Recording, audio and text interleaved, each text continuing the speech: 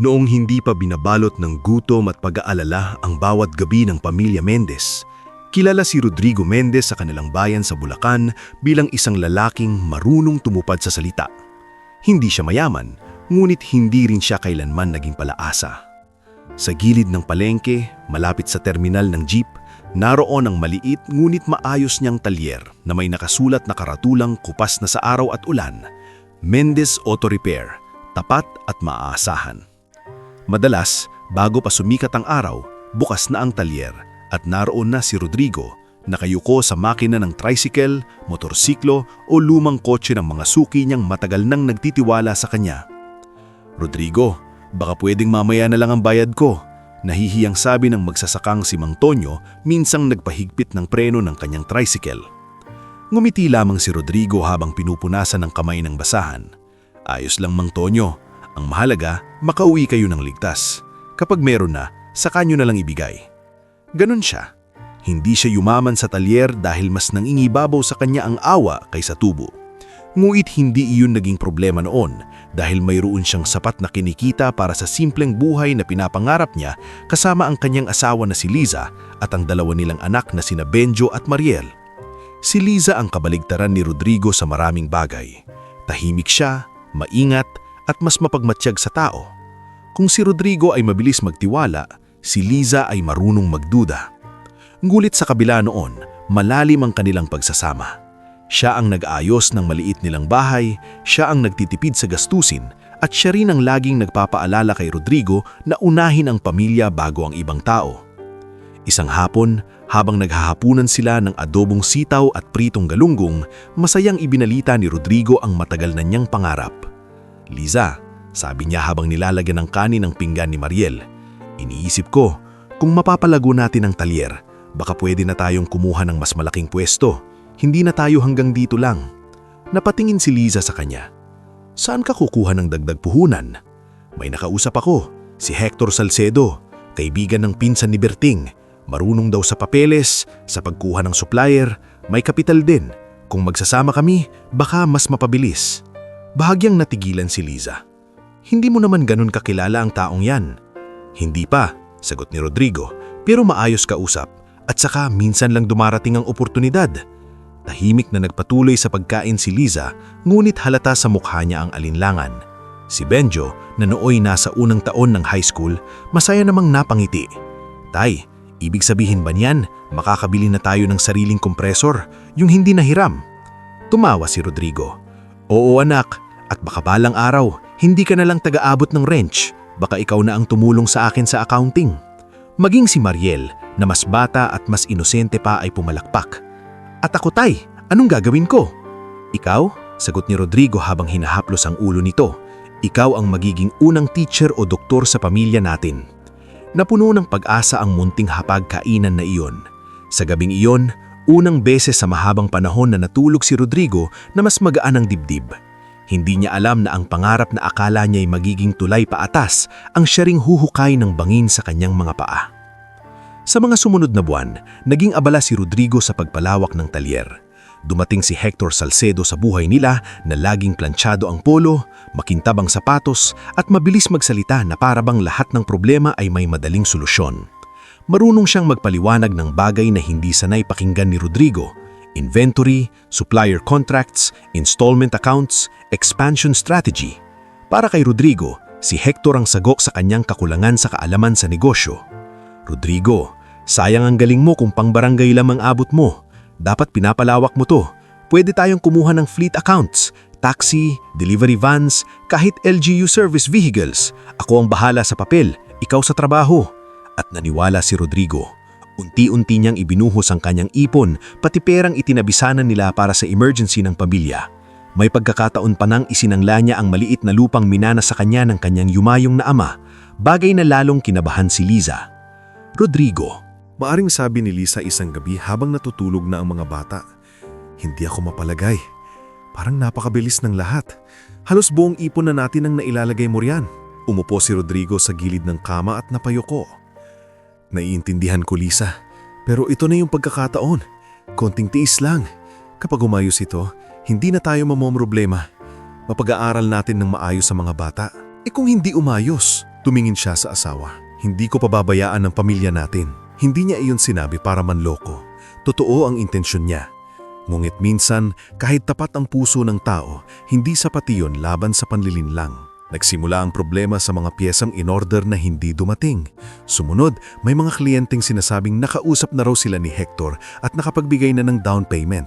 Ngunit walang resibo o record na ipinakita kay Rodrigo. Sa una, akala niya simpleng kalituhan lang.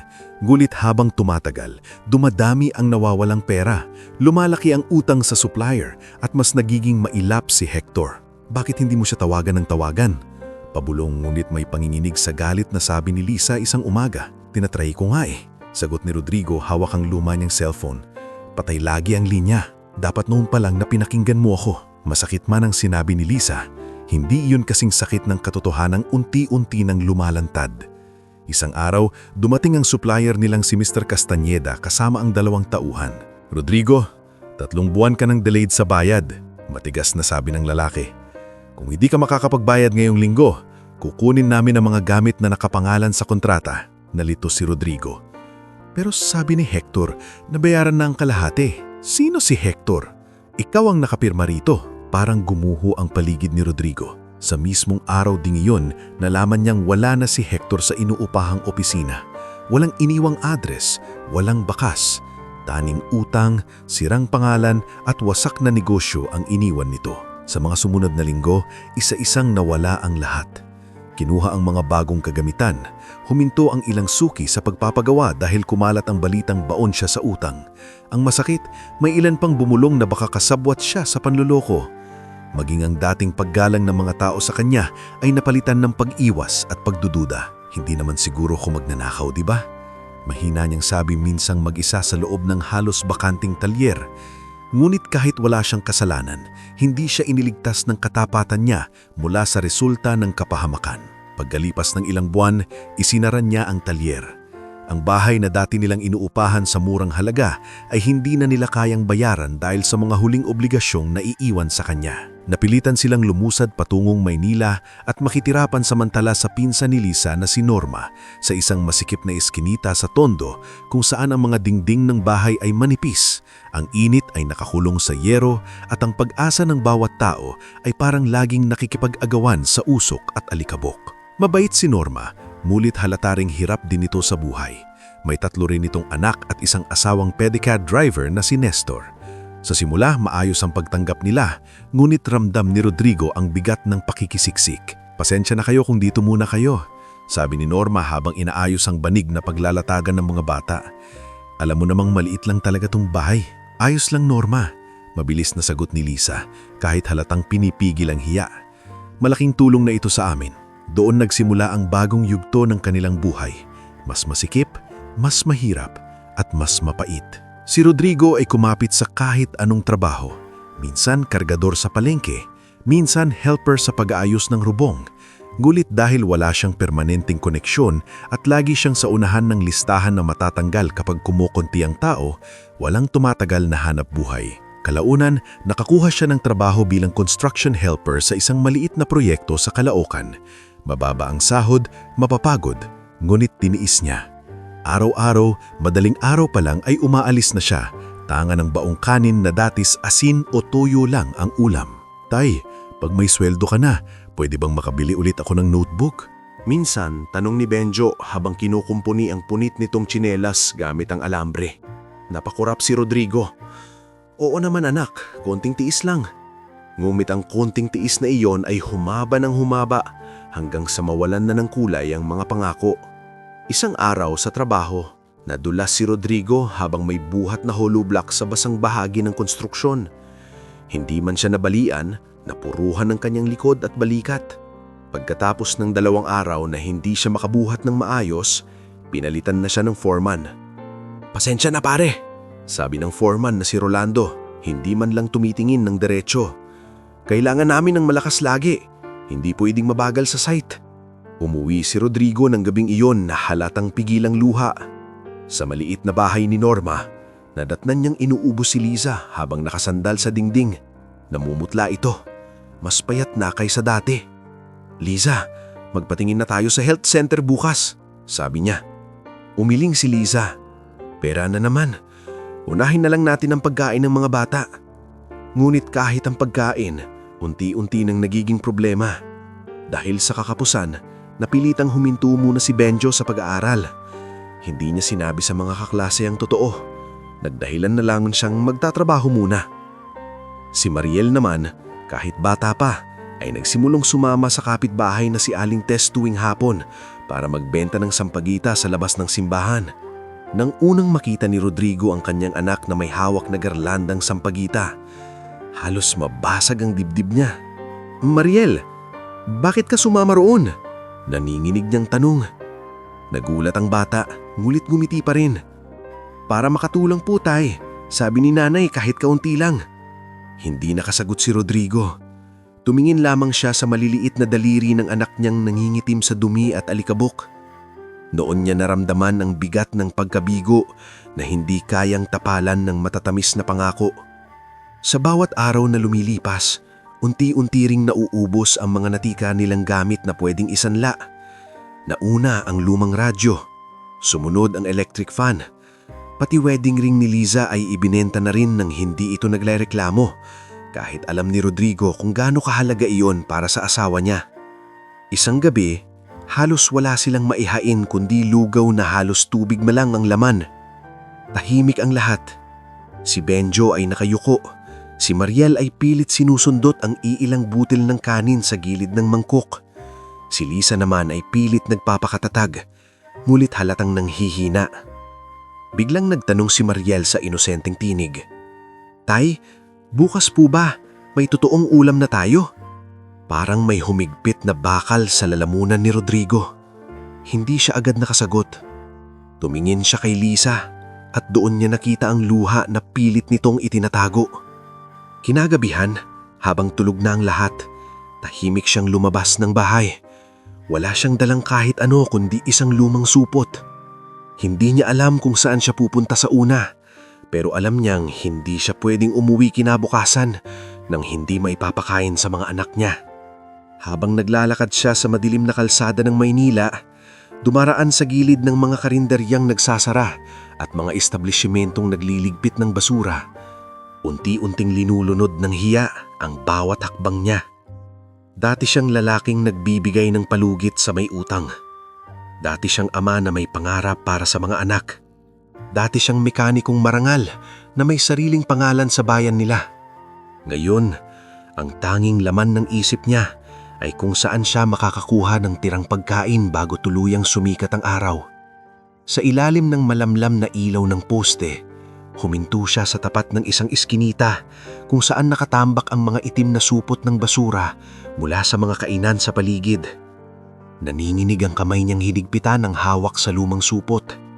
Pumikit siya sandali, saka huminga ng malalim. Patawad. Mahina niyang bulong, hindi niya alam kung kanino. Sa sarili ba niya, sa asawa o sa mga anak niyang natutulog ng gutom.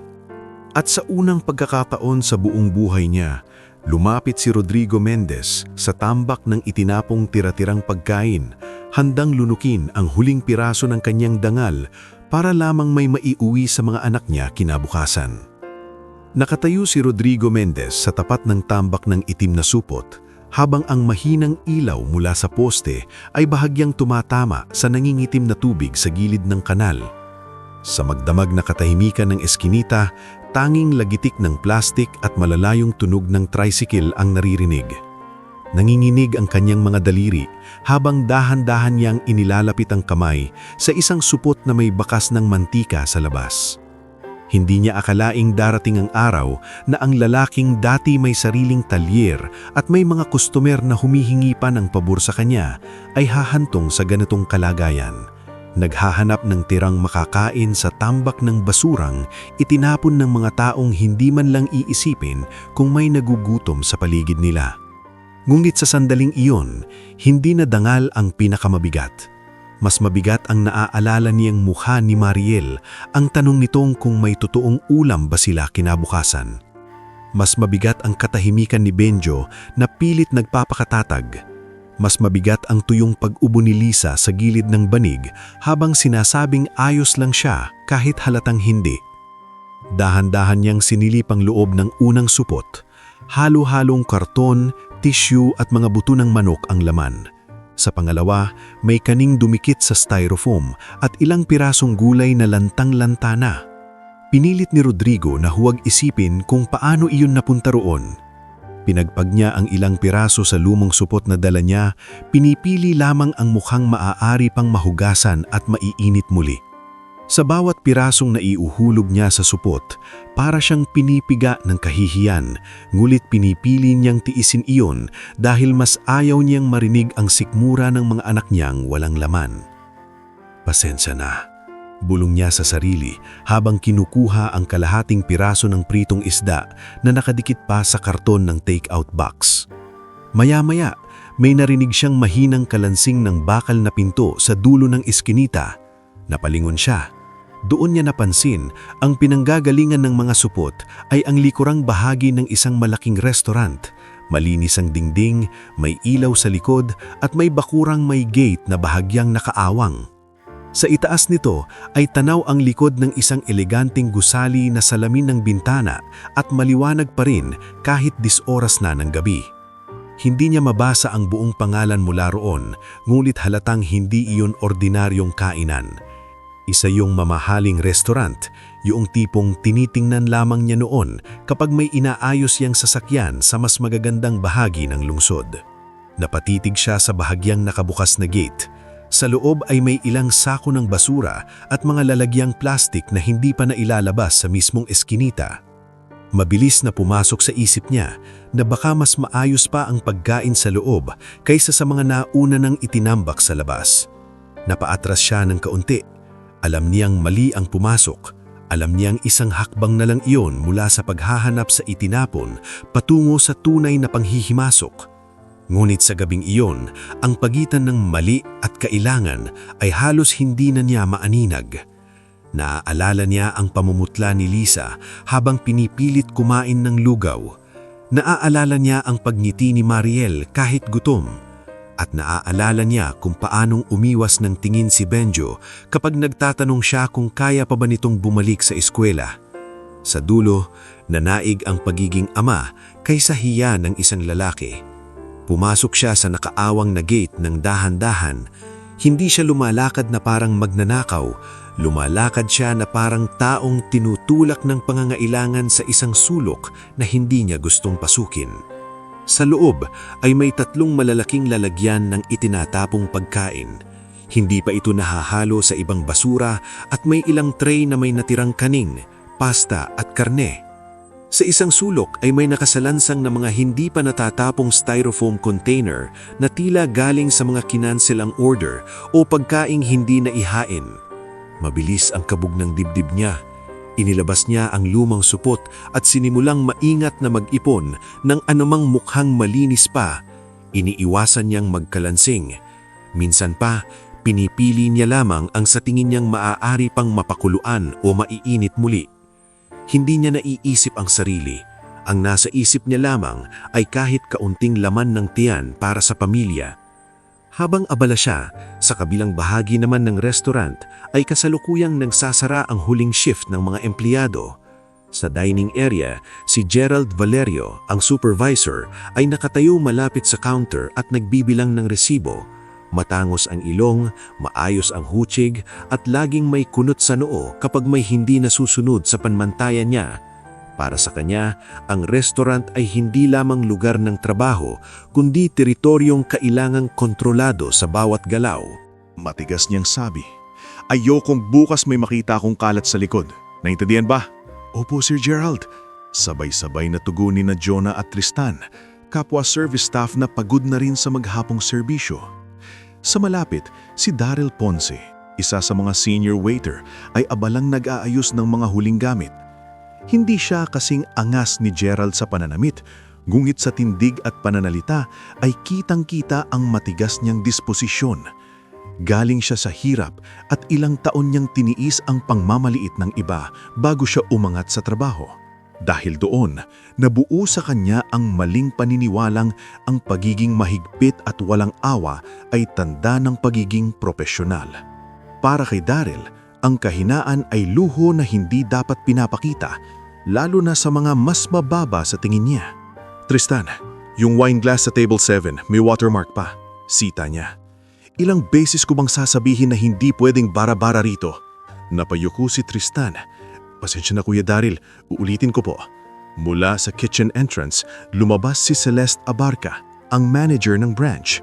Kalma ang muka, ngunit mabigat ang presensya. Hindi siya mahilig sumigaw, pero kapag nagsalita siya, lahat napapatahimik. Tama na muna ang sermon, Daryl, sabi niya. Tapos na ang service, ayusin na lang ang back area at umuwi na rin kayo. Sumingamot si Daryl, ngulit tumanggulin. Ayoko lang po kasing masira ang standards. Standards don't mean humiliating everyone, sagot ni Celeste ng diretsyo. Saka siya tumalikod at bumalik sa opisina para tapusin ang reports. Hindi na sumagot si Daryl, ngulit sa loob niya nanatili ang init ng ulo. Sa totoo lang, may sarili siyang dinadalang bigat noong gabing iyon. Mag-iisang linggo nang paulit-ulit siyang pinagsasabihan ni Gerald dahil sa isang reklamo ng customer. May sakit din ng kanyang ina sa Pasig at kulang ang naipapadala niyang pera. Ngunit imbes na harapin ang sarili niyang takot at pagod, mas madali para sa kanya ang magpakasungit sa ibang tao. Sa likurang bahagi ng kitchen, si Melchor, ang dishwasher na tahimik at iwas gulo, ay naglalagay ng mga huling tray sa rack. Napagod ang likod niya sa buong araw na paghuhugas, ngunit hindi siya nagrereklamo. Alam niyang isang pagkakamali lang at madali siyang mapapalitan. Habang pinapatay niya ang gripo, may narinig siyang bahagyang kaluskos sa may back gate. Parang may tao sa likod. Mahinang sabi niya kay Jonah na naglalabas ng basurahan. Baka po sana naman, sagot ni Jonah. Hayaan mo na. Ngulit muling narinig ang mahinang pagkadyot ng plastic. Napatigil si Daryl na noon ay papunta sa likod upang tingnan kung nailabas na ang lahat ng basura. Mabilis siyang napatingin kay Gerald na nooy palabas na rin sa kitchen corridor. Sir, may tao yata sa likod. Agad kumunot ang noon ni Gerald. Ano? Baka naman kung sino na naman yung mga palaboy sa gilid. Tingnan mo, pag may nakita kang nanghihimasok, paalisin mo agad. Kapag may nakuha yung galing dito, tayo pa ang mapapahamak. Ang simpleng utos na iyon ay sapat na para tumigas lalo ang tindig ni Daryl. Sa isip niya, isa na namang patunay iyon na dapat niyang ipakitang kaya niyang kontrolin ang sitwasyon. Mabilis siyang naglakad patungo sa likod, kasunod si Jonah na nagdadalawang isip at si Tristan na nakikiramdam lamang. Nang itulak ni Daryl ang pinto ng service area, bumungad sa kanya ang larawan ni Rodrigo. Payat, gusot ang damit, may hawak na lumang supot at nakayukong nagtitipon ng tirang pagkain mula sa isang tray. Napatigil si Rodrigo nang marinig ang pagbukas ng pinto. Agad siyang namutla. Kitang-kita niyang mga empleyado ng restaurant ang nasa harap niya. Hindi po ako nagnanakaw. Mabilis niyang sabi, hawak pa rin ang supot. Tira lang po ito, para sa mga anak ko lang. Ngulit hindi na iyon pinakinggan ni Daryl. Sa paningin niya, isa lamang iyong maruming lalaking nakapasok sa likod ng restaurant at lumalabag sa patakaran. Hindi sa makita ang gutom, ang una niyang nakita ay banta sa kaayusan na ipinaglalaban niyang mapanatili. Anong ginagawa mo rito? Sigaw niya habang mabilis na lumalapit. Sinong nagpasok sa'yo? Akala mo ba basurahan ng buong Maynila ang lugar na to? Napaatras si Rodrigo. Pasensya na po, aalis na po ako. Huwag lang po sanang... Hindi na niya natapos ang sasabihin dahil marahas siyang hinablot ng Daryl sa braso. Nabitiwan niya ang lumang supot at kumalat sa sahig ang ilang pirasong kanin at ulam na pinulot niya. Para bang sa pagkalat ng mga iyon ay lalo pang nagliyab ang hiya niya. Kuya Daryl, mahina ngulit may panghinginig na sabi ni Jonah. Hayaan niyo na lang, palabasin na lang. Tumahimik ka, putol ni Daryl. Hindi inaalis ang mabigat na tingin kay Rodrigo. Kapag pinabayaan natin to, bukas may 10 ng ganito sa likod. Sinubukan ni Rodrigo na kumalas, hindi upang lumaban, kundi upang umiwas sa iskandalo. Hindi po ako magnanakaw, nagugutom lang po ang mga anak ko. Uuwi na po ako.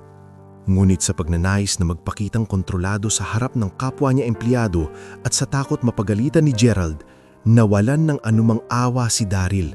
Hinila niya si Rodrigo palabas ng gate hanggang sa iskinita, saka marahas itong itinulak.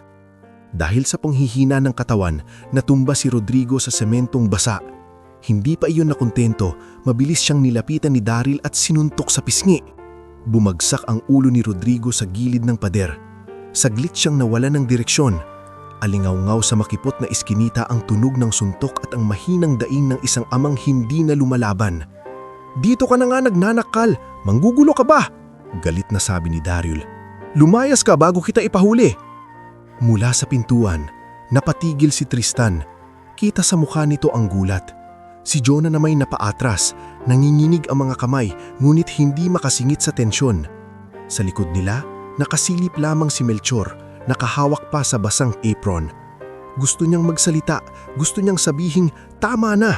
Ngunit sa isip niya ay bumabalik ang paulit-ulit na banta ni Gerald sa mga empleyadong madaling palitan. At tulad ng maraming mahihirap na sanay manahimik para mabuhay, pinili niyang manigas sa takot.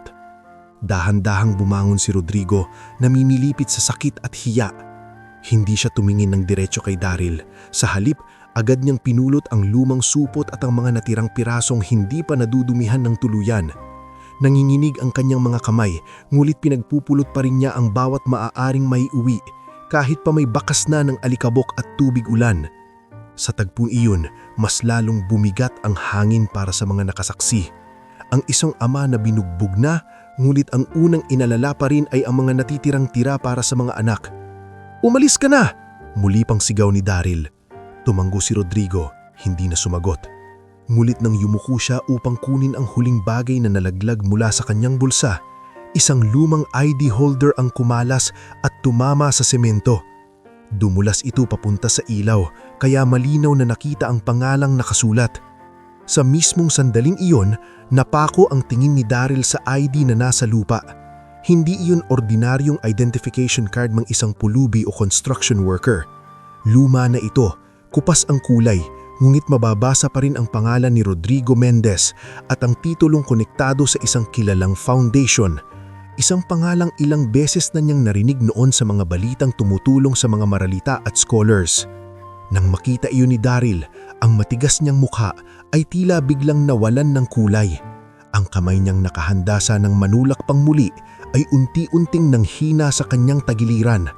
At sa unang pagkakataon mula nang makita niya ang lalaki, hindi na lamang isang manghihimasok ang nasa harap niya, kundi isang taong may nakaraan at pangalang hindi niya inaasahang matatagpuan sa maruming eskinita ng likod ng restaurant. Nakatutukok pa rin ang mga mata ni Daryl Ponce sa lumang ID na nasa handusay sa basang semento. Ang paghinga niya na kanina'y mabigat sa galit ay biglang naging paalon-alon sa pagkabigla. Para bang may malamig na tubig na ibinuho sa ulo niya. Hindi agad nag-sink in sa kanya ang nabasa, pero malinaw ang pangalan, Rodrigo Mendez. Sa ibaba nito, bagamat makupas na ang print at may mga gasgas na sa plastik, mababasa pa rin ang salitang konektado sa isang organisasyon na ilang beses na niyang narinig noon sa balita at sa mga usapang ng mga taong humahama sa mga tumutulong sa mahihirap. Mendez Community Foundation. Napatingin siya kay Rodrigo, saka muli sa ID, saka muli sa lalaking nakalugmok sa lupa at namamaga ang pisngi dahil sa suntok na siya mismo ang may gawa. Hindi magtugma ang imahe sa isip niya. Paano magiging konektado ang gusgusing lalaking naghahalongkat ng tira-tirang pagkain sa likod ng restaurant sa isang foundation na dati ay kilala sa pagtutulong sa mga scholars, sa mga pamilyang nawalan ng kabuhayan at sa mga batang hindi makapag-aral? "Kuya Daryl," mahinang sabi ni Jonah, nanginginig pa rin ang boses. "Ano po yan?" Hindi agad sumagot si Daryl. Yumuko siya at marahang pinulot ang ID na tila bigla siyang natakot hawakan ng isang bagay na kanina'y hindi niya binigyan ng halaga. Inabot niya yun kay Rodrigo na nooy pilit tumatayo habang hawak ang supot na halos wala ng laman. Nahulog mo," sabi ni Daryl. Paos ang tinig. Tiningnan siya ni Rodrigo. Walang galit sa mga mata nito. Wala ring tapang.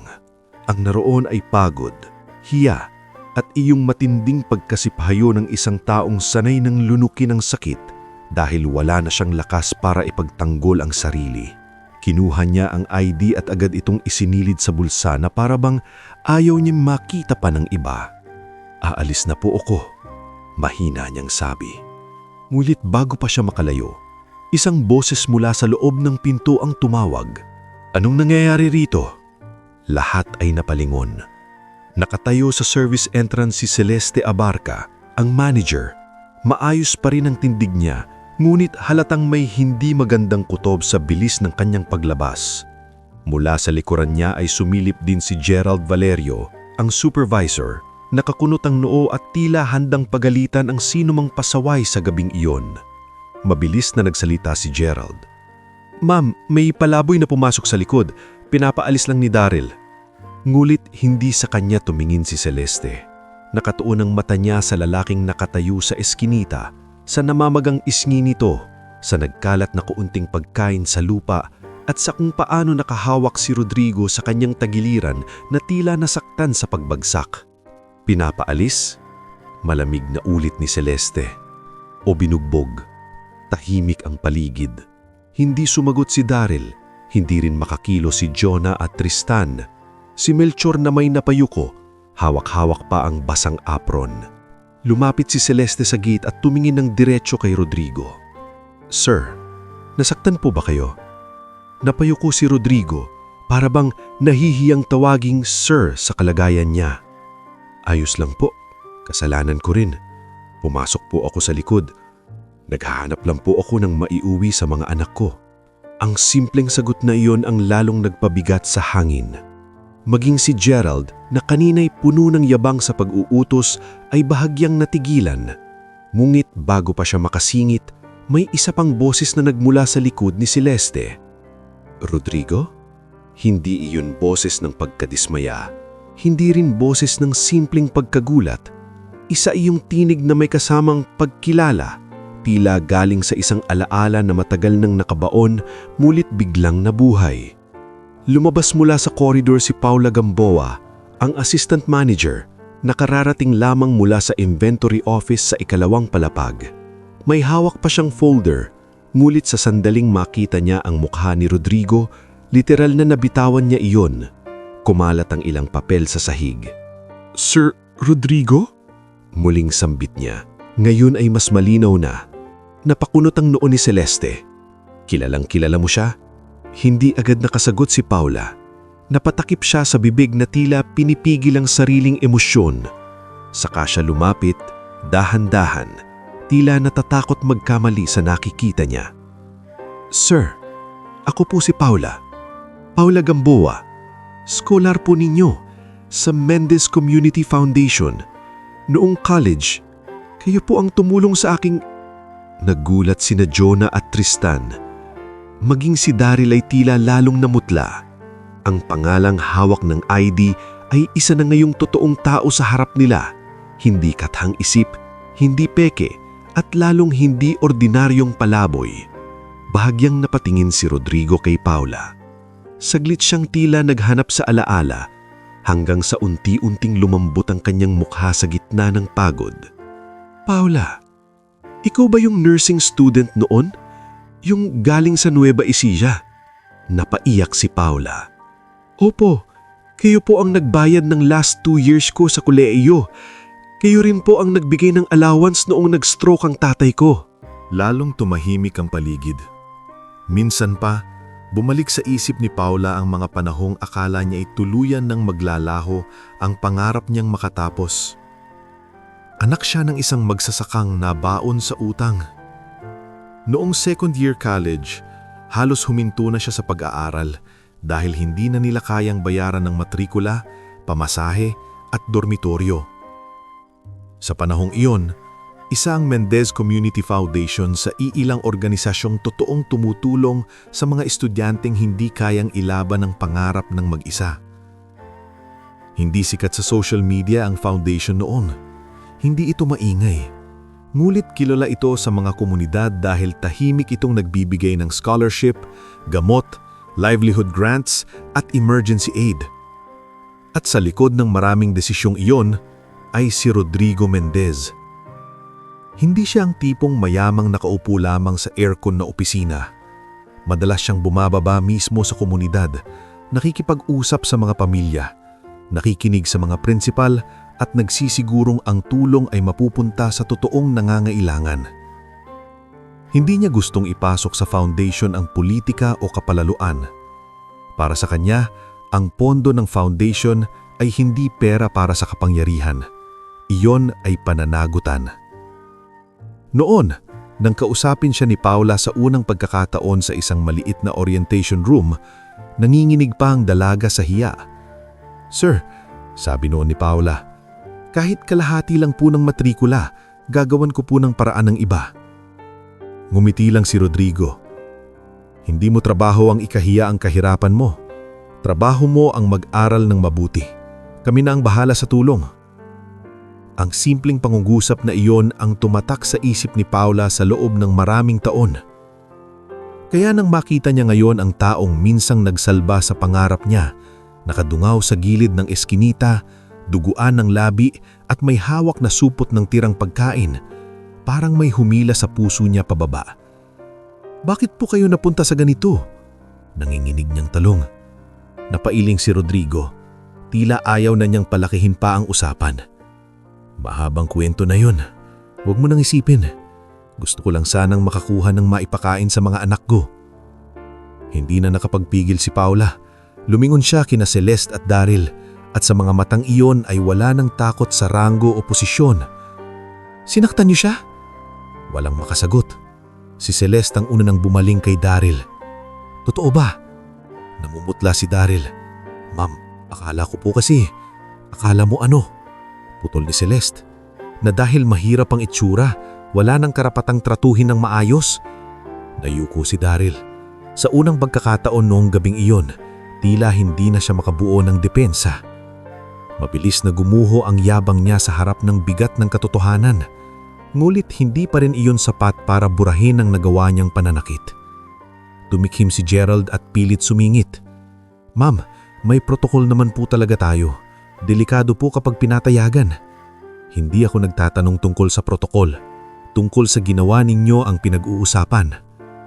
Muling tumingin si Paula kay Rodrigo at doon pa lamang napansin ni Celeste ang mas malalim na kahulugan ng pagkilala ni Paula.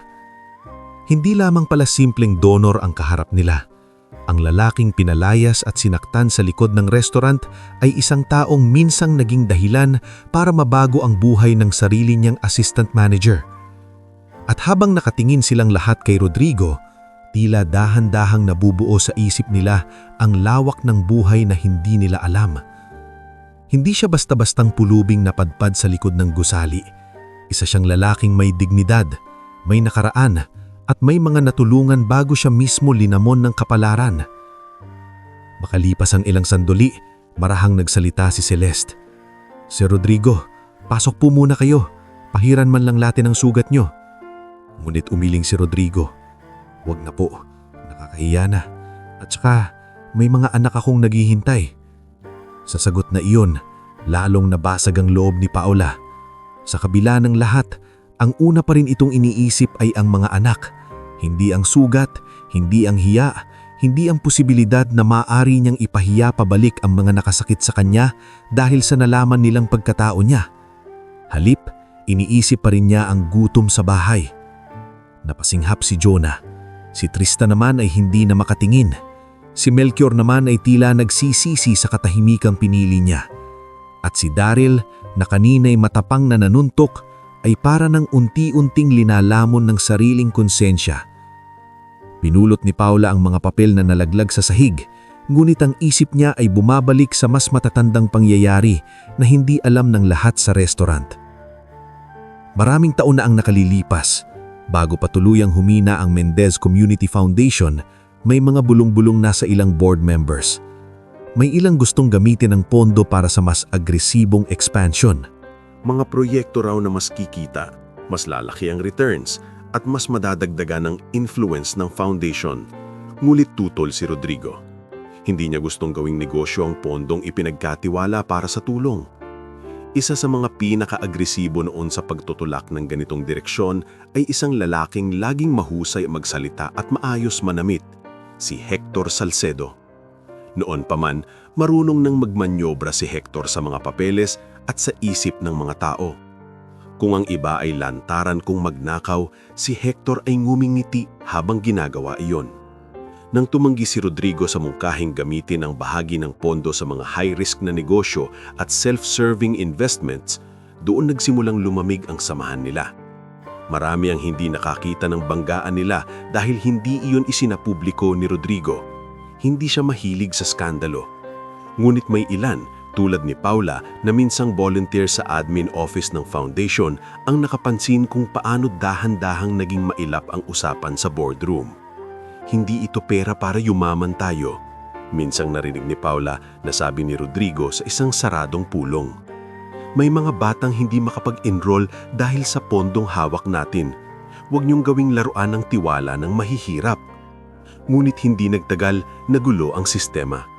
May mga dokumentong biglang nagkulang, may mga transaksyong hindi agad malinaw, at bago tuluyang sumabog ang mas malaking problema, umatras si Rodrigo sa foundation upang huwag na itong madamay pa sa higit na gulo. Hindi alam ng marami ang buong detalye noon, ngunit alam ni Paula ang isang bagay. Hindi siya naniwalang si Rodrigo ang tipong magtataksil sa pondong para sa mahihirap. At ngayon, sa harap niya, pinagtatagni-tagni niya ang lahat. Ang pagbagsak ng foundation, ang pagkawala ni Hector sa eksena, ang biglaang pagkawala rin ni Rodrigo sa kanilang radar, at ang gusgusing kalagayan ng lalaking minsang tumulong sa kanya. Parang may matigas na atotohanang bumubuo sa isip niya. Hindi basta-basta naghirap si Rodrigo. May mas malalim na sugat sa likod nito. Lumapit muli si Paula. Ngayon ay mas matatag na ang boses. "Ma'am Celeste, kailangan nating ayusin ito. Kilala ko ang taong ito. Hindi siya manggugulo rito. Kung tutusin, mas malaki pa ang nagawa niyang kabutihan kaysa sa karamihan sa atin." Tumingin si Celeste kay Daryl. "May gusto ka bang sabihin?" Hindi agad nakasagot si Daryl. Nang sa wakas ay bumukas ang bibig niya, paos at mababa na ang dating matalim na boses. "Hindi ko po alam. Hindi ko po siya nakilala. Akala ko lang." "Paulit-ulit mong sinabing akala mo," malamig na sagot ni Celeste. "Pero may sugat na siyang dala bago pa natin pag-usapan ang pagkakamali mo." Nayuko si Daryl. Ngayon, hindi na galit ang nasa loob niya, kundi takot, hiya, at ang unang mabigat na kurot ng tunay na pagsisisi. Subalit sa gitna ng tensyon, si Rodrigo mismo ang nagsalita. Mahina, ngumit sapat para mapatahimik silang lahat. "Tama na po," sabi niya. "Wala nang saysay kung lalaki pa ito. Hindi ko kayang magsayang ng oras sa gulo. May naghihintay sa bahay at hindi ko rin gustong mawalan ng trabaho ang sino man dahil sa akin." Nagulat si Paula. "Sir, pero..." Umiling si Rodrigo. "Hindi ako naparito para magpahamak ng tao. Mali ang pumasok ako. Mali rin ang ginawa niya. Pero kung pwede, hanggang dito na lang."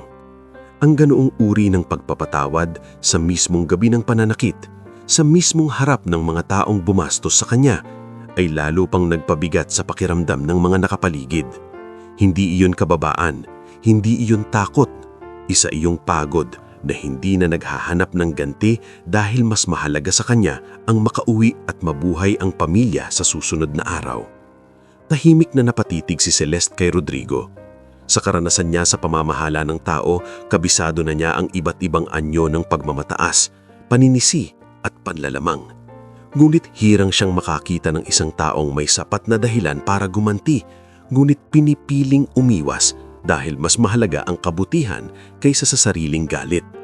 Nang gabing iyon, sa makipot na eskinita sa likod ng restaurant, tuluyang nabuksan ang lihim na nakaraan ni Rodrigo Mendez sa mga taong ilang minuto lang ang nakalipas ay itinuring siyang walang halaga. At sa pagbukas ng lihim na iyon, nagsimulang mabasag ang pekeng lakas at yabang ng mga taong akala nila'y nasa taas sila dahil biglang lumitaw sa harap nila ang isang lalaking bumagsak man sa buhay pero hindi kailanman nawala ang pagkatao. Pagkatapos ng mabigat na katahimikan sa likod ng restaurant, si Rodrigo Mendez ay nanatiling nakatayo sa gilid ng eskinita. Hawak ang lumang supot at pilit itinatago ang pamamaga ng kanyang pisngi. Kahit ilang ulit siyang pinilit ni Paula na pumasok upang malinis ang kanyang sugat, iisa lamang ang laman ng isip niya. ang pamilya niyang naghihintay sa masikip na bahay ni Norma. Gulit sa gabing iyon, hindi na siya pinayagang basta lumakad palayo na parang walang nangyari.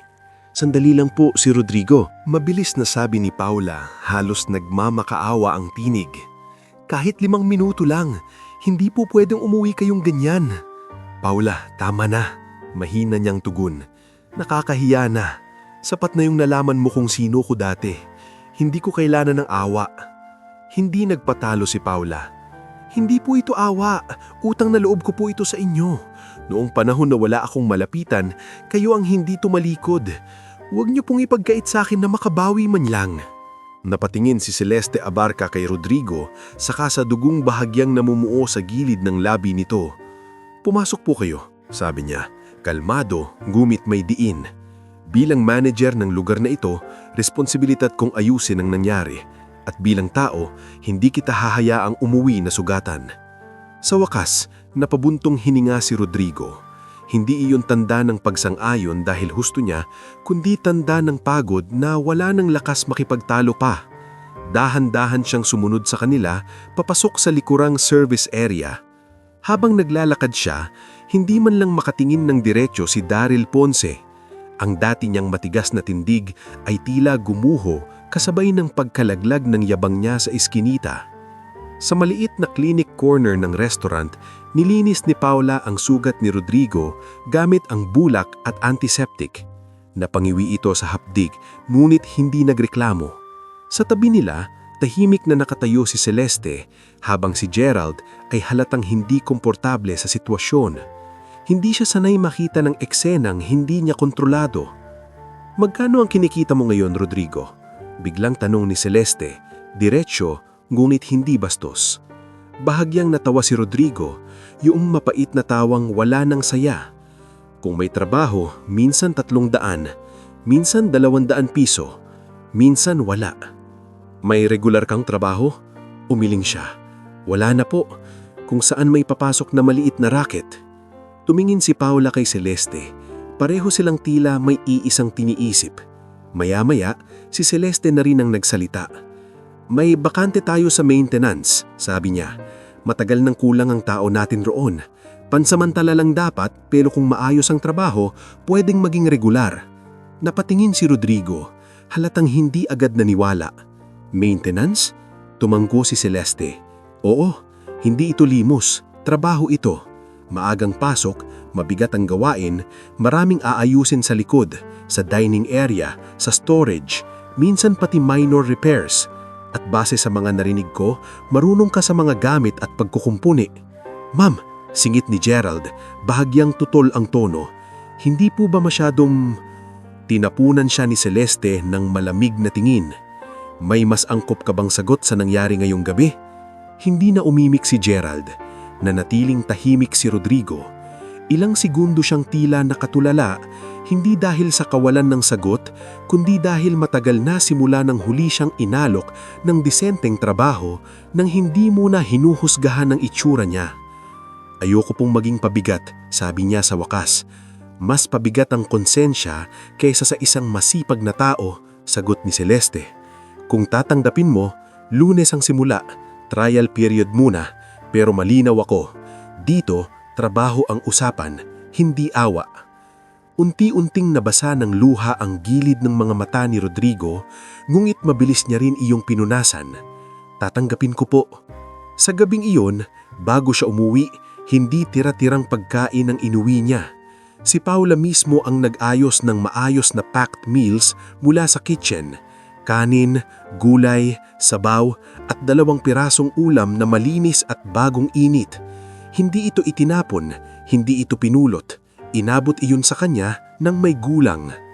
Pagdating niya bahay ni Norma, nagulat si Liza nang makita ang pasa sa mukha niya. Rodrigo, anong nangyari sa'yo? Agad nitong tanong, napaupo sa banig. Mahabang kwento, sagot niya habang inilalatag ang pagkain. Pero may trabaho na ako. Hindi agad nag-sink in ang sinabi niya. Ano? Sa isang restaurant, maintenance. Magsisimula ako sa Lunes. Tahimik si Liza sa loob ng ilang sandali. Tinignan niya ang pagkain, saka ang mukha ng asawa, saka muling bumalik ang tingin sa mga mata nito. Doon niya nakita ang pagod, hiya at kakaunting liwanag na matagal na niyang hindi nasilayan. Habang kumakain sina Benjo at Mariel ng masagana sa unang pagkakataon matapos ng maraming araw, walang nagsasalitang malakas. Ngunit sa mumunting bahay na iyon ay may dahan-dahang bumalik na hininga ng pag-asa. Pagsapit ng Lunes, maagang maaga pa lamang ay nasa restaurant na si Rodrigo. Nakahiram lamang siyang polo at maayos na pantalon kay Nestor, ang asawa ni Norma, at kahit hindi eksaktong kasya ang damit, maayos ang tindig niya. Sa unang araw pa lang, sinalubong siya ni Arturo, ang head cook, na matagal nang humihingi ng tulong para sa kung ano-anong nasisirang gamit sa kusina. "Ikaw ba yung bagong maintenance?" Tanong nito habang nakapamaywang sa may kusina. "Oo, ako si Rodrigo." "Ayos. Kung marunong kang magkumpuni, magkasundo tayo. 2 linggo nang may tumupak yung exhaust fan sa likod." Bahagyang ngumiti si Rodrigo. "Tignan natin."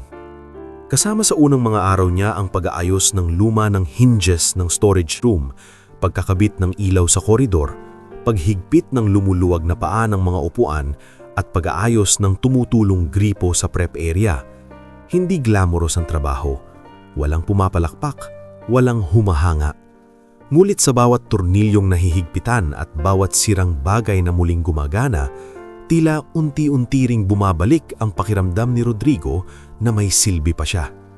Napansin iyon ni Jonah na unang lumapit sa kanya ilang araw matapos ang insidente. "Kuya Rodrigo," mahina nitong sabi habang nag-aayos ng placemats. "Pasensya na po nung gabing iyon. Natakot po ako.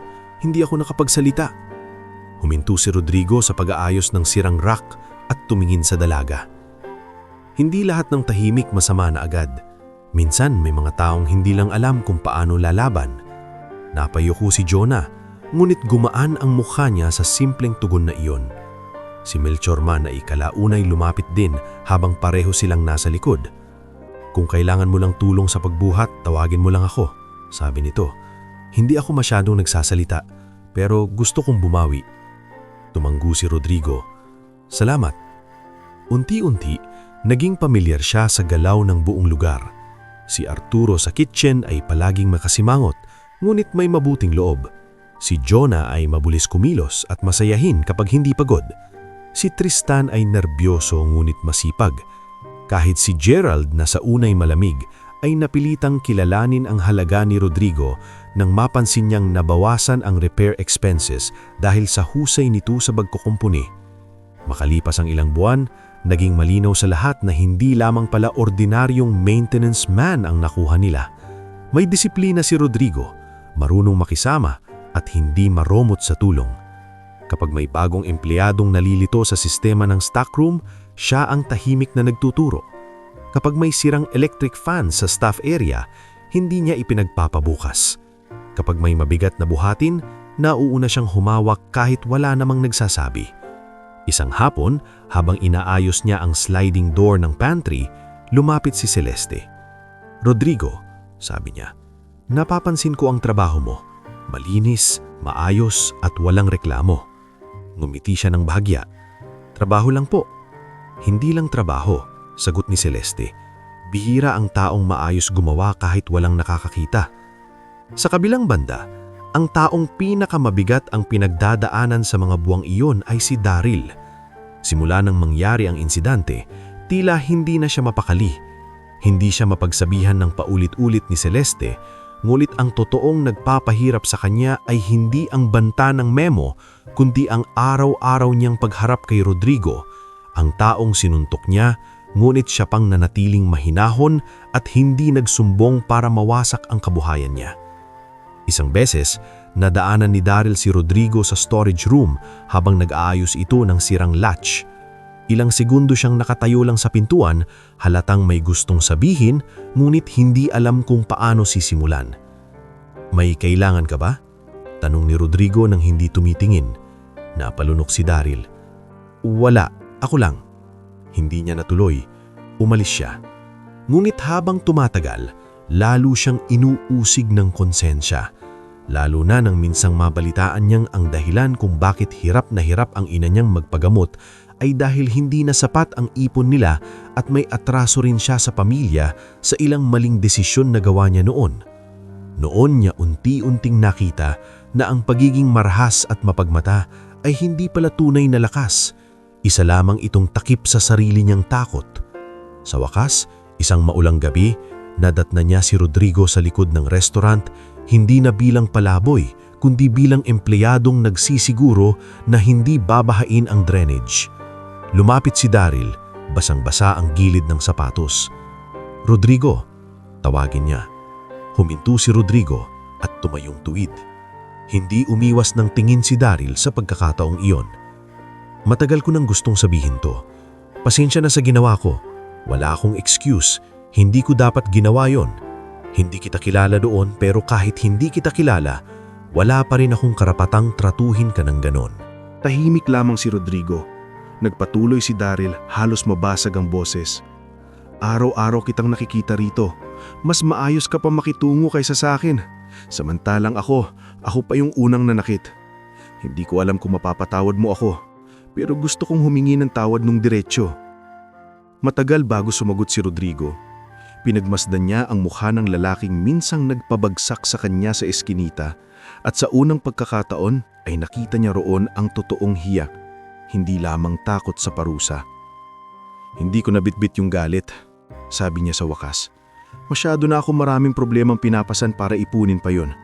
Pero tandaan mo lang, madaling manakit kapag hindi mo iniisip na tao ang nasa harap mo. Mahirap bawiin yon." Tumanggo si Daryl, namumula ang mata. "Hindi ko kakalimutan." Kasabay ng dahan-dahang pagbabago sa trabaho, nagsimula ring gumaan ang kalagayan sa bahay ng pamilya Mendez. Dahil naging regular si Rodrigo matapos ang trial period, nagkaroon siya ng basic salary, maayos na schedule at higit sa lahat, benepisyong dating hindi man lang niyang maabot. Nang minsang sumama si Liza sa community clinic na partner ng kumpanya, nalaman nilang may matagal na itong bronchial infection na napabayaan lamang dahil sa kakulangan sa pampacheck-up at gamot. Sa tulong ng health benefits, nakapagpatingin siya ng maayos at nabigyan ng maintenance medicine. Hindi agad bumalik ang sigla niya, ngulit na wala ang malalalim na ubo sa gabi. Unti-unti ring bumalik ang kulay sa pisngi niya. "Mas maayos na ang hinga ko," sabi ni Liza isang gabi habang nakasandal sa dingding. Mas hindi na hinihingal. "Parang ang tagal ko ring tiniis yun." Napangiti si Rodrigo, hawak ang reseta at gamot. "Hindi na tayo babalik sa dati. Unti-unti lang." Maging si Benjo na pansamantalang tumigil sa pag-aaral ay nabigyan muli ng pagkakataon. Nang makabawi si Rodrigo sa unang ilang buwan ng sweldo at makapagtabi ng kaunti, agad niyang inasikaso ang pagbalik ng anak sa eskwela. "Tay, sigurado ka ba?" tanong ni Benjo, hawak ang bagong notebook na amoy tindahan pa. "Baka kulangin tayo." "Mas kulang kung hindi ka babalik," matatag na sagot ni Rodrigo. "Hindi ako pumapayag na habang buhay ka nalang mabibitin dahil sa nangyari sa atin." Si Mariel naman, na dati nagbebenta ng sampagita, ay napansin ni Paula nang minsang dalhin si Rodrigo sa isang family day ng restaurant. Matapang ang bata, magalang at mahusay magsalita para sa kanyang edad. Ilang linggo matapos iyon, kinausap ni Paula si Rodrigo tungkol sa isang maliit na educational assistance program na sinusuportahan niya para sa mga anak ng low-income workers at dating scholars. "Hindi pa ito malaking scholarship," sabi ni Paula. "Pero pwedeng magsimula rito si Mariel. School supplies, uniform, at bahagi ng tuition. Gusto kong makatulong." Halos hindi makapagsalita si Rodrigo sa narinig. Hindi dahil sa hiya, kundi dahil ngayon, sa paraang hindi niya inaasahan, ang kabutihang minsan niyang itinanim sa iba ay unti-unting bumabalik. Hindi bilang utang, kundi bilang bagong daan para sa mga anak niyang matagal nang pinagkaitan ng pagkakataon. At sa mga buwang iyon, sa gitna ng pagod, pawis at mabagal na pagbangon, nagsimulang mabura ang pinakamabigat na sugat ni Rodrigo. Hindi ang pasa sa mukha niya noong gabing binugbog siya, kundi ang paniniwalang tuluyan na siyang nawalan ng lugar sa mundo. Dahil araw-araw, sa bawat maliit na pag-ayos ng sirang bagay sa restaurant at sa bawat gabing nakikita niyang mas maayos na kumakain ng pamilya niya, pinatutunayan ng buhay na may mga pagbagsak na hindi wakas, kundi simula ng mas tahimik, mas marangal at mas matatag na pagbangon. Lumipas ang 2 taon mula noong gabing naghalungkat si Rodrigo Mendez ng tira-tirang pagkain sa likod ng restaurant at halos madurog ang natitira niyang dangal sa harap ng mga taong hindi siya kilala. Ngunit ang gabing iyon na minsang inakala niyang pinakamadilim na bahagi ng kanyang buhay ay naging simula pala ng isang mabagal ngunit matibay na pagbabalik. Hindi mabilis, hindi marangal, walang bigla ang himala. Pero sa paglipas ng bawat buwan, sa pag-ikot ng bawat taon, may mga sugat na unti-unting natututong magsara at may mga taong natututong baguhin ang sarili dahil sa isang pagkakamaling hindi na nila gustong maulit. Sa loob ng restaurant, hindi na lamang siya kilala na bilang tahimik na maintenance man na marunong magkumpini ng sirang ilaw, pinto o ventilador. Sa paglipas ng panahon, naging sandala na siya ng buong branch. Kapag may emergency sa kusina, siya ang unang tinatawag. Kapag may nasisirang freezer sa storage, siya ang unang bumababa. Kapag may bagong empleyado na kinakabahan sa unang araw at hindi alam ang galaw ng lugar, siya ang dalas unang ngumiti at magbigay ng payo. Dahil dito, inirekomenda si Rito ni Celeste Abarca sa head office nang nagbukas ng posisyon para sa head maintenance ng buong branch cluster. Hindi lamang sa sarili niyang restaurant, kundi pati sa 2 pang kalapit na sangay na hawak ng kumpanya. Sigurado ka ba rito? Tanong ni Rodrigo isang umaga sa opisina ni Celeste nang marinig ang balita. Mas bata at mas may alam sa modernong systems ang iba. Umayos nung upo si Celeste at sumandal. Marunong ang iba, oo, pero hindi lahat maasahan. Sa 2 taon, wala kang pinalampas na gawain, wala kang dinahilang problema sa bahay, at wala kang pinahiya kahit kailan. Ang tiwala, Rodrigo, hindi binibigay dahil lang marunong ang tao. Binibigay iyon dahil subok. Tahimik si Rodrigo. Hanggang ngayon, hindi pa rin siya sanay purihin. Ngulit tanggap na rin niya na ang sobrang pag-iiwas sa sariling halaga ay isa ring anyo ng pagtanggi sa biyayang pinaghirapan. Nang tanggapin niya ang posisyon, nagbago ang takbo ng araw niya. Mas marami ng responsibilidad. Kailangan niyang mag-inspeksyon sa 3 branch, gumawa ng repair schedules, maglista ng kailangang bilhin at magsanay ng mga bagong utility at maintenance staff. Kabilang sa mga bagong nakasama niya sina Carlo Villanueva, isang binatang dating messenger na gustong matuto ng electrical work, at si Cheryl May Dizon, isang masipag na single mother na kinuha bilang utility staff at may likas na husay sa pag-aayos at inventory. Noong unang linggo ni Carlo, halatang-halata ang nervyos nito habang hawak ang maliit na toolbox. "Kuya Rodrigo, baka lalo ko lang masira to," sabi ni Carlo habang nakatingin sa sirang breaker panel ng staff room ng 2 branch. Napangiti si Rodrigo. Walang nagsisimula na kabisado agad ang lahat. Noong una akong humawak ng makina, ilang beses din akong nasigawan. Ang mahalaga, matuto ka sa mali, hindi ka matakot sa mali. Si Cheryl naman ay mabilis matuto, ngulit madaling panghinaan kapag napapagalitan ng mas senior na empleyado. "Sir Rodrigo," sabi nito minsan habang nag-aayos ng supply shelves, "nahihiya po ako kapag napapansin ng mali ko. Parang gusto ko na lang minsang umalis." Inayos ni Rodrigo ang isang lumuluwag na bolt sa rack bago sumagot. "Ang trabaho, natututunan. Ang dangal, pinipili. Kung aalis ka sa bawat mali, walang matitira sa'yo.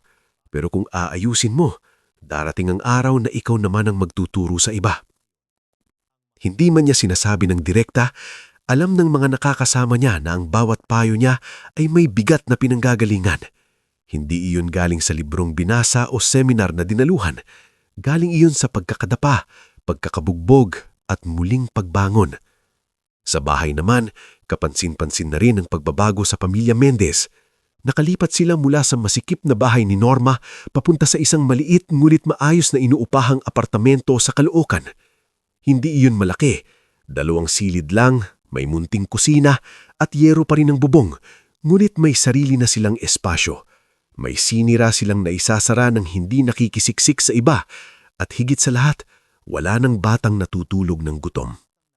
Minsang nakaupo sila sa hapagkainan, may simpleng sinigang at pritong tilapia, napansin nila isa ang pagbabago sa mga anak nila. Si Benjo, na dati tahimik at tila laging may pasan na hiya dahil huminto sa pag-aaral, ngayon nasa senior high school na at mas matapang ng magsalita. Tinutulungan niya pa si Carlo tuwing Sabado sa mga maliliit na repair jobs para may dagdag siyang baon at matutong magtrabaho ng marangal. Si Mariel naman ay lalo pang humusay sa klase dahil sa educational assistance na itinulong ni Paula at sa patuloy na suporta ng paaralan, naging consistent honor student siya. Masigla na siyang magsalita at hindi na sampagita ang hawak niya tuwing hapon kundi mga libro at project materials. Mukhang matutupad na yata yung dati mong biro, sabi ni Liza kay Rodrigo habang nagmamasdan si Mariel na abalang nagsusulat ng assignment. Alin doon? Tanong niya. Na magiging teacher o doktor ang anak mo? Napangiti si Rodrigo. Kahit ano pa sila balang araw, basta hindi nila mararanasang ulit yung pinagdaanan natin, sapat na sa akin yun. Hindi lamang sa pamilya niya umiikot ang pagbabago. Habang tumitibay ang posisyon niya sa trabaho, muling nabuhay sa isip niya ang isang bagay na matagal niyang inilibing, ang mithiin ng Mendez Community Foundation. Ang pangalang iyon ay naging mabigat sa kanya sa loob ng maraming taon dahil nakadikit doon ang alaala ng tiwala, pagtataksil at pagbagsak. Ngunit unti-unti, sa tulong ng mga taong nakakilala sa tunay niyang pagkatao, nagsimulang magbukas muli ang posibilidad na hindi kailangang mamatay ang lahat ng mabuting na simulan noon. Isang Sabado, inimbitahan siya ni Paula Gamboa na magkape sa isang tahimik na bakery malapit sa simbahan. May dala itong folder gaya ng kasanayan nito kapag seryoso ang pakay. Rodrigo, sabi ni Paula matapos ilapag ang kape. Matagal ko nang iniisip ito. Hindi mo kailangang sagutin agad, pero gusto kong marinig mo. Napasinin siya sa folder. Mukhang mabigat na naman yan. Bahagyang ngumiti si Paula. Hindi mabigat. Mahalaga lang. Binuksan nito ang folder. Nandoon ang ilang proposal, listahan ng posibleng donors at draft ng simpleng community assistance program. Hindi ito kasing laki ng dating foundation. Wala itong malalaking opisina. Wala ring boardroom na puno ng taong mahilig sa malalaking salita. Ang laman nito'y mas payak. Tulong sa mga manggagawang natanggal sa trabaho, school assistance sa mga anak ng low-income employees, at emergency support para sa mga pamilyang naospital ang pangunahing breadwinner. Gusto kong itayo ulit ang Mendez Community Foundation, sabi ni Paula ng diretsyo. Hindi bilang malaki agad, hindi bilang showpiece, kundi bilang tunay na tulong. At gusto kong gawin ito kasama ka. Hindi agad nagsalita si Rodrigo. Matagal niyang tinignan ng mga papel. Bumalik sa isip niya ang mga batang natulungan noon, ang mga pamilyang nabigyan ng puhunan, ang mga kabataang nakapag-aral. Kasabay niyon, bumalik din ang pait ng nakaraan, ang mga dokumentong pinilpit, ang mga lihim na galaw ni Hector Salcedo, ang pagbagsak ng tiwala at ang mga taon ng kahirapang sumunod. Paula, mahina niyang sabi, hindi mo ba naiisip na malas ang pangalang yan para sa akin? Umiling siya. Hindi malas ang pangalan. Mga maling tao ang sumira noon. Hindi mo kasalanan na may nanloko. At kung hahayaan mong mamatay ang pangalan dahil lang sa ginawa nila, para mo na ring hinayaang sila ang manalo. Ilang araw niya iyong pinag-isipan. Hindi niya gustong bumalik sa parehong mundo na minsang sumugat sa kanya. Ngulit alam din niyang kung may natutunan man siya sa pagbagsak, iyon ay ito. Hindi kailangang ibigay muli ang tiwala sa mapagsamantala, ngunit hindi rin dapat isara ang puso sa pagkakataong muling makagawa ng kabutihan. Sa huli, pumayag siya. Kasama si Paula at sa tahimik na suporta ni Don Esteban Rocha, ang may-ari ng restaurant group na dati nang humanga sa integridad niya, muling naitatag ang Mendez Community Foundation sa mas maliit, mas maingat at mas malinaw na paraan. Walang engrandeng launching, walang press release. Sa unang buwan, 3 pamilya lamang ang natulungan. Isang dishwasher na nasunugan ng bahay, isang kasyera na naospital ang asawa, at 2 batang muntik nang tumigil sa pag-aaral dahil natanggal sa trabaho ang kanilang ama. Si Paula ang tumutok sa records at screening, si Rodrigo naman ang pumupunta mismo sa mga bahay upang tiyaking totoong nangangailangan ang mga tinutulungan. Pareho pa rin ang prinsipyo niya noon at ngayon, hindi para magpasikat ang tulong, kundi para tumayo muli ang tao. Isa sa mga pinaka-hindi inaasahang pagbabago ay kay Daryl Ponce. Pagkatapos ng mga nangyari, hindi siya agad naging mabuting tao ng parang himala. Dumaan din siya sa mabagal na pagkatuto. May mga pagkakataong sumisigaw pa rin siya kapag stress. May mga araw na bumabalik ang yabang niya. Ngunit sa bawat paglapit niya sa trabaho, sa bawat pagtingin niya kay Rodrigo na hindi gumagante, natutong humupa ang dating tigas ng ugali niya. Nang mabalitaan niya ang muling pagbubukas ng foundation, siya mismo ang lumapit kay Rodrigo sa likod ng branch office. "May sasabihin sana ako," sabi ni Daryl, hindi na kasing tapang ng dati ang boses. "Tungkol saan?" tanong ni Rodrigo habang sinusuri ang lumang extension wiring. "Gusto ong tumulong, kahit sa simpleng paraan lang, kahit volunteer lang sa distribution o sa pag-aayos ng listahan. Alam kong wala akong mukhang ihaharap sa iyo minsan, pero gusto kong gumawa ng tama." Tinignan siya ni Rodrigo. Hindi ito unang beses na humingi ng tawad si Daryl, ngulit iyon ng unang beses na humihingi ito ng pagkakataong gumawa ng kabutihan, hindi para gumaan lamang ang konsensya, kundi para tunay na magbago. Ang foundation, hindi lugar para magpabango ng pangalan. "Oo, alam ko," mabis na sagot ni Daryl. "Kaya nga kung papayagan mo, magsisimula ako sa pinakamababang trabaho." Sa sumunod na mga buwan, nakita ng lahat ang pagbabago. Si Daryl ang kusang nagbubuhat ng relief goods sa outreach. Siya ang tahimik na nag-aayos ng upuan sa community seminars. Siya rin ang isa sa mga unang nag-abot ng allowance para sa school kits ng mga batang benepisyaryo. Hindi man nabubura ang nakaraan, unti-unti naman niyang pinapatunayan na ang tao ay pwedeng pumili ng ibang landas kapag tunay na natuto sa kahihiyan.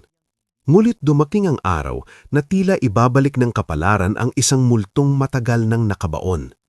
Sa isang community event na inorganisa ng foundation sa covered court ng isang barangay sa Valenzuela, abala si Rodrigo sa pakikipaghusap sa mga aplikanteng nangangailangan ng tulong. May mga volunteer sa gilid, may mga batang naglalaro, at may maliit na pila sa registration desk na hawak ni na Paula at Cheryl. Biglang may bahagyang kaguluhan sa dulo ng pila. May lalaking nakapolo, payat na at halatang nilasbag ng panahon ang pinagtitinginan ng ilan. Nang mapalingon si Rodrigo, tila tumigil sandali ang paligid. Nakilala niya agad ang mukha, kahit mas matanda at mas bagsak na ito ngayon. Si Hector Salcedo. Hindi na makinis ang buhok, hindi na makintab ang sapatos, hindi na rin plansyado ang tindig ng lalaking minsang mahusay magsalita at manlinlang. May kaba sa mukhang nito at may kasamang 2 taong mukhang legal aid mula sa barangay desk. Lumapit si Paula, halatang tensyonado rin. "Rodrigo?" Ngunit itinaas lamang ni Rodrigo ang kamay upang sabihing, "Ayos lang." Lumapit si Hector, hirap ng ngumiti. "Rodrigo, matagal na." Matagal bago sumagot si Rodrigo. Sa ilang segundo, bumalik sa isip niya ang talyer, ang pagkasira ng pangalan niya, ang gutom ng pamilya niya, ang gabing namulot siya ng tira-tira. Sa harap niya ngayon ang isa sa mga ugat ng lahat ng pagbagsak na iyon. Narinig niya ang bulong ng ilang volunteer. Naroon din si Daryl sa malayo, nakatingin at halatang handang sumugod kung gugustuhin ni Rodrigo. Ngunit hindi siya gumalaw agad. "Anong pakay mo rito?" malamig niyang tanong. Napayuko si Hector. "May kaso ako. Fraud. Illegal diversion of funds. May iba pang lumutang na reklamo laban sa akin. Hindi ako naparito para humingi ng pera. Naparito ako kasi sinabi sa akin ng barangay social worker na may foundation dito para sa legal orientation at livelihood referral ng mga pamilyang naapektuhan." Hindi nakapagsalita si Paula sa narinig. Tila isang mapait na biro ng buhay, ang lalaking sumira sa tiwala ng iba, ngayoy isa sa mga humaharap sa parehong komunidad na tinatapakan niya noon. Tinitigan siya ni Rodrigo, ngunit hindi siya nakakita ng parehong dating tiwala sa sarili kay Hector. Ang nasa harap niya ay isang lalaking hinabol na rin ng sariling kasalanan. "May pamilya ka?" tanong ni Rodrigo. "May asawa at isang anak na matagal ko nang halos hindi makaharap ng diretsyo," sagot ni Hector, basag ang boses. "Alam kong wala akong karapatang humingi ng anuman sa iyo." Tahimik ang buong paligid. Lahat ay tila naghihintay kung ano ang gagawin ni Rodrigo. Ito na ang pagkakataong hinahanap ng marami sa mga melodramang kwento, ang sandali ng ganti, ang pagbabalik ng sakit sa taong nanakit. Maaari niya itong ipahiya sa harap ng lahat. Maaari niya itong paalisin. Maaari niyang ipamukha na dahil dito ay dumaan ng gutom ang mga anak niya. Ngunit si Rodrigo, sa loob ng 2 taong pagbangon, ay natutong ang tunay na hustisya ay hindi laging sumisigaw. Minsan, ito'y simpleng pagpiling huwag maging kapareho ng taong sumira sa iyo. Huminga siya ng malalim at saka sumarita. Ang batas ang bahala sa ginawa mo, sabi niya. Hindi ako hukom at hindi rin ako mag-aaksaya ng buhay ko sa paghihingganti. Kung kailangan ng pamilya mo ng referral para sa tamang tulong, bibigyan ka ng foundation ng parehas na proseso gaya ng ibang tao. Walang spesyal, walang pabor, pero wala ring personal na paghihingganti mula sa akin. Napayuko si Hector. Tila hindi niya kayang salubungin ang ganung uri ng sagot. Lumapit si Paula at tinawag ang legal aid upang iproseso ang papeles ayon sa patakaran. Walang sigawan, walang eksena. Ngunit sa katahimikang iyon, mas malinaw ang bigat ng tagumpay ni Rodrigo. Hindi dahil natalo niya si Hector sa harap ng marami, kundi dahil hindi na kontrolado ng sugat ang pagkatao niya. Nang matapos ang event at papalubog na ang araw, naupo si Rodrigo sa isang plastic chair sa gilid ng covered court. Lumapit si Liza, na dumalo kasama sina Benjo at Mariel bilang mga volunteer din sa simpleng outreach. Ayos ka lang? Tanong ni Liza. Tumanggot siya. Oh, mas maayos kaysa akala ko. Hindi ka ba nagalit? Napatingin siya sa mga batang tumatakbo sa court, sa mga pamilyang may hawak na relief packs at sa mga voluntaryong abala sa paghayos ng mesa. Matagal akong nagalit sa buhay, sagot niya. Pero kung doon ako mananatili, wala rin akong mabibigay sa mga tao. Mas gusto kong maubos ang lakas ko sa pagtulong kaysa sa pagganti. Hinawakan ni Liza ang kamay niya. Hindi na iyon kamay ng lalaking may sariling talyer noon, ni ng lalaking namumulot ng tira sa eskinita. Iyon ay kamay ng lalaking dumaan sa kahihiyan, bumangon ng dahan-dahan at piniling manatiling tao kahit binasag ng mundo ang marami sa kanya. Sa pag-uwi nilang mag-anak ng gabing iyon, magaan ang hangin. Sa likod nila ay ang covered court na unti-unting liniligpit. Sa unahan nila ay ang simpleng apartament na puno ng ordinaryong gamit at tahimik na saya. Walang marangyang mansyon, walang biglaang yaman, ngulit naroon ang mas mahalaga. Isang pamilyang muling buo, mga anak na may kinabukasan, asawang gumaan ng hinga, mga taong natutong magbago, at isang pangalang minsang nilugmok ng kahihiyan, ngulit ngayoy muli nang inuugnay sa dangal at kabutihan. At sa wakas, natagpuan ni Rodrigo Mendez ang uri ng katarungang hindi kayang bilhin o nakawin ng sinuman, ang mabuhay ng marangal matapos ang lahat at gawing tulay ng pagbangon ang mismong sakit na minsang sumubok sa kanya.